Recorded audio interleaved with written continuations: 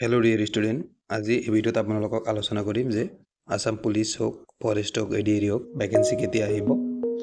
তাৰপিছত এটা পুল ৰাখিছিলোঁ, পুলৰ মতে আমাৰ কাট অফটো কিমান যাব পাৰে, কম যাব পাৰে না বেছি যাব পাৰে, আৰু কিমানটা কুৱেশ্যন আহিছিল, যে কিমানটা সহজ আছিল, কিমানটা কঠিন আছিল, এইটো আমি আলোচনা কৰিম। আৰু কাট অফৰ বিষয়ে আলোচনা কৰিম আৰু ভেকেঞ্চিৰ বিষয়ে আলোচনা কৰিম। ভিডিঅ'টো হৈ থাকিব। কথা হ'ল আকৌ আসাম পুলিচ ABUBৰ ভেকেঞ্চি আহিবনে নাই। মামাই কৈছে যে ফৰেষ্ট ডিপাৰ্টমেণ্টৰ পৰা কিবা এটা ভেকেঞ্চি ওলাব চান্স আছে, আৰু ইমান ওলালেও ইমান বেছিকৈ নোলায়, লিমিটেড হিচাপে ওলাব। আৰু আসাম পুলিচৰ ABUBতো পোষ্ট ওলাব, কিন্তু বেছি নোলায়। আৰু যদি আপোনাৰ এজ নাথাকে আসাম পুলিচৰ কাৰণে, তেন্তে আপুনি ADRE 3.0 দিব পাৰিব, কিয় ইও ভেকেঞ্চি ওলাবই ওলাব। মামাই কৈছে যদি এইটো সঁচাকৈ হ'ব, আৰু অহা 2 মাহ বা 3 মাহৰ ভিতৰত আপুনি আপডেট পাই যাব। হয় ফৰেষ্টৰ ওলাব পাৰে, হয় আসাম পুলিচ ABUBৰ ওলাব পাৰে। কথা হ'ল আপোনাৰ এতিয়া আসাম পুলিচৰ যেটা আপোনালোকে এক্সাম দি আহিছে তাৰ ওপৰত এটা পুল ৰাখিছিলোঁ। পুলৰ মতে মই কৈছিলোঁ যে কাট অফটো কিমান যাব পাৰে, বা ছাত্ৰ ছাত্ৰীসকলৰ বাবে সুধিছিলোঁ যে আপোনাৰ এক্সামটো কেনেকুৱা হ'ল। সেই পুলটো চাই আপোনালোকে গম পাব যে কিমান কাট অফ যাব পাৰে, বা এইবাৰ কিমান ষ্টুডেণ্টে পাছ কৰিব পাৰে বা ফেইল কৰিব পাৰে। ইয়াত দেখিব পাৰে যে আপুনি মই সুধিছিলোঁ আজি হৈ যোৱা এক্সাম কেনেকুৱা হ'ল ডিয়াৰ ষ্টুডেণ্ট। বেয়া হ'ল কৈছে আমাৰ 61%, আৰু মিডিয়াম কৈছে আমাৰ 35%, আৰু পাছ কৰিম কৈছে 100% পাছ কৰিম 100% বুলি কোনে কৈছে 4% সকলে। এই 4% যিটো থাকিব এইটো 100% পাছ কৰিব। আৰু যিটো আপোনাৰ মিডিয়াম মানে যিটো 35% আছে, এইটো আপোনাৰ 50-50 থাকিব, আধাই পাছ কৰিব আধাই ফেইল কৰিব। আৰু বেয়া হ'ল মানে 61%, মানে 100ৰ যদি 61% যদি বেয়া হৈ যায়, তেন্তে আপোনালোকে চিন্তা কৰিব পাৰিব কুৱেশ্যনৰ লেভেলটো কেনেকুৱা আছিল, আৰু কাট অফটো এইবাৰ কম যাৱা বা বেছি যোৱা কিবা সম্ভাৱনা আছে, এইটো মই কৈ আছোঁ আপোনাক শেষত। এতিয়া কুৱেশ্যনৰ বিষয়ে ক'ম। কুৱেশ্যনটো মই আপোনাৰ ছল্ভ কৰি ইউটিউবত দিছোঁ অলৰেডি, আপোনালোকে যদি চোৱা নাই চাই ল'ব। মেথছৰ পাৰ্টটো মই ছল্ভ কৰি দিছোঁ। কিয়বা ৰিজনিঙত মই যিটো 20টা কুৱেশ্যন এনালাইচিছ কৰিছোঁ, 20টা কুৱেশ্যনত আপোনাৰ দুটা অলপ হাৰ্ড আছিল, বা দুটা অলপ মানে ট্ৰিকি আছিল, কাৰণে আপোনাৰ 18টা কুৱেশ্যন আপোনালোকে যিয়ে কণ্টিনিউ ষ্টাডি কৰি আছে তেওঁ 18টা কুৱেশ্যন তেখেতে কৰিব পাৰিব।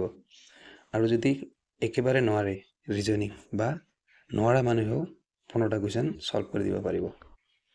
আৰু যিহেতু পাৰ্গত ষ্টুডেণ্ট ইহঁতে 18টা আপোনাৰ ছল্ভ কৰি দিব, আৰু যিহেতু অলপ নোৱাৰে তেওঁলোকে 15টা কুৱেশ্যন ছল্ভ কৰি দিব। তেন্তে ৰিজনিংৰ পৰা আমি 15 মাৰ্ক ধৰিলোঁ। আৰু জিকেৰ আপোনাৰ 40টা কুৱেশ্যন আছিল। 40টা কুৱেশ্যনৰ ভিতৰত 7টা কুৱেশ্যন এনেকুৱা আছিল যেটা আউট অফ চিলেবাছ। যিসকল ব্ৰিলিয়েণ্ট ষ্টুডেণ্ট আছিল সিহঁতে আমাৰ 7টা কুৱেশ্যন কৰিব নোৱাৰিলে, 33টা কুৱেশ্যন সিহঁতে ৰাইট কৰি আহিছে। তেন্তে যিহেতু মিডিয়াম ষ্টুডেণ্ট সিহঁতে কিমানটা পাৰিব, সিহঁতে যদি 33টা পাৰিছে, তেন্তে মিডিয়াম ষ্টুডেণ্ট আৰু 5 মাৰ্ক আপুনি কমাই দিয়ক, তেন্তে 28টা আমাৰ জিকে ধৰি ল'লোঁ। 28টা আমাৰ সকলো মানুহে কৰিব পাৰিছে, আৰু ব্ৰিলিয়েণ্ট ষ্টুডেণ্টে 33টা কৰিব পাৰিব। তেন্তে নৰ্মাল মিডিয়াম 28টা। এতিয়া আমাৰ কথা হ'ল মেথছৰ 20টা কুৱেশ্যন আহিছিল। 20টা কুৱেশ্যনৰ ভিতৰত 2টা কুৱেশ্যন অলপ ট্ৰিকি আছিল, কিন্তু এই 3টা বহুত ইজি আছিল। যিহেতু ৰেগুলাৰ ষ্টাডি কৰি আছে, 18টা কুৱেশ্যন কৰিব তেওঁলোকৰ কোনো কথাই নাই, কৰি দিব পাৰিব। তথাপিও মই যিহেতু ব্ৰিলিয়েণ্ট ষ্টুডেণ্ট তাৰ কাৰণে 17টা কুৱেশ্যন ৰাখিছোঁ। 17টা কুৱেশ্যন সিহঁতে কৰি থৈ আহিছে, আৰু যিটা মিডিয়াম ষ্টুডেণ্ট আছে আমালোকৰ নিচিনা, সিহঁতে 15টা কুৱেশ্যন কৰি থৈ আহিব পাৰিব। আৰু কথা হ'ল ইংলিছৰ 20টা কুৱেশ্যন আছিল। 20টা কুৱেশ্যনৰ ভিতৰত 5টা কুৱেশ্যন এনেকুৱা আছিল মতলব হাৰ্ড আছিল। 5টা কুৱেশ্যন নোৱাৰিলে 15টা কুৱেশ্যন থাকিল। 15টা কুৱেশ্যনত আমাৰ ভাল ষ্টুডেণ্টে 15টা কুৱেশ্যন কৰি থৈ আহিব পাৰিব, আৰু যিটো মিডিয়াম ষ্টুডেণ্ট 10টা কুৱেশ্যন কৰি থৈ আহিব পাৰিব। তেন্তে আমাৰ মিডিয়াম ষ্টুডেণ্টসকলে ৰিজনিংৰ 15টা কৰি থৈ আহিব পাৰিব, জিকেৰ পৰা 28টা কৰি থৈ আহিব পাৰিব, মেথছৰ পৰা 15টা কৰি থৈ আহিব পাৰিব, আৰু ইংলিছৰ পৰা 10টা কৰি থৈ আহিব পাৰিব। তেন্তে মুঠ 68টা কুৱেশ্যন মিডিয়াম ষ্টুডেণ্টসকলে কৰি থৈ আহিব পাৰিব, 68টা কুৱেশ্যন। আৰু যিহেতু ব্ৰিলিয়েণ্ট ষ্টুডেণ্ট সিহঁতে কৰি থৈ আহিব পাৰিব কিমান জানে, 18টা কৰিব পাৰিব ৰিজনিঙৰ, 33টা কৰিব আপোনাৰ জিকেৰ, 17টা কৰিব আপোনাৰ মেথছৰ, আৰু 15টা কৰিব ইংলিছৰ। 83টা কুৱেশ্যন আমাৰ এক্সপাৰ্ট ষ্টুডেণ্টসকলে কৰি দিব পাৰিব। তেন্তে মিডিয়ামসকলে 68টা কৰিব পাৰিব, আৰু এক্সপাৰ্টসকলে 83টা কৰিব পাৰিব। এইটো আছিল আমাৰ কুৱেশ্যনৰ মডেল।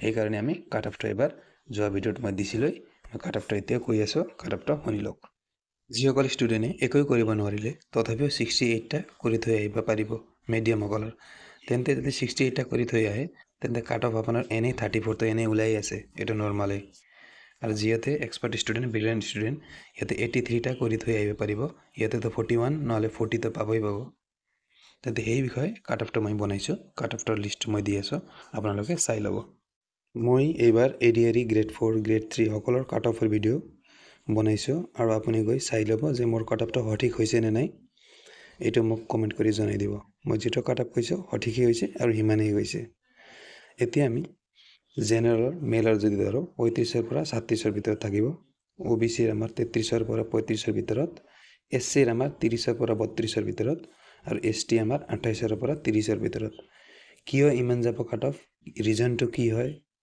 এইটো মই আপোনাক কুৱেশ্যনটো এনালাইসিস কৰি কৈ দিছোঁ যে এনে ইমানেই যাব বুলি মই কৈছোঁ নহয় নৰ্মাল ষ্টুডেণ্ট এটা 68টা কৰি থৈ আহিব পাৰিব তেন্তে আপোনাৰ 34টো এনেই হৈ আছে 1 প্লাছ কৰি দিয়ক 35টো যাবই যাব নৰ্মাল এইটো এতিয়া আমি আলোচনা কৰিম ফিমেলৰ বিষয়ে ফিমেলৰ এবাৰ কম্পিটিশন হাই আছে জেনেৰেলৰ 30ৰ পৰা 32ৰ ভিতৰত OBC 28 to 30 SC 25ৰ পৰা 27 লৈকে আৰু ST 23ৰ পৰা 25 লৈকে কি হ'ব এইবাৰ এটা চাকৰি পোৱা ইমান সহজ নহয় সকলোৱে কম্পিটিশন কৰি আছে আৰু আমাৰ অসমত চাকৰি পোৱা বহুতে টান হয় এই কাৰণে এটা ব্ৰিলিয়েণ্ট ষ্টুডেণ্ট হ'ব লাগিব আৰু সকলোতে আমাৰ পাৰ্গত হ'ব লাগিব তেতিয়াহে আমি এটা চাকৰি পাব পাৰিম তে গাইস এটো আছিল আমাৰ কাট অফৰ ভিডিঅ' মই ইয়াৰ আগতো কাট অফৰ ভিডিঅ' দিছিলোঁ তাত সঠিককৈ মই এনালাইসিস কৰিব নোৱাৰিছিলোঁ কুৱেশ্যনৰ বিষয়ে এতিয়া মই ভালকৈ এটা অধ্যয়ন কৰি কিনে মই এটা ভিডিঅ'টো বনাইছোঁ আপোনালোকৰ ভিডিঅ'টো কেনেকুৱা লাগে কমেণ্ট কৰি জনাই দিব থ্যাংক ইউ সো মাচ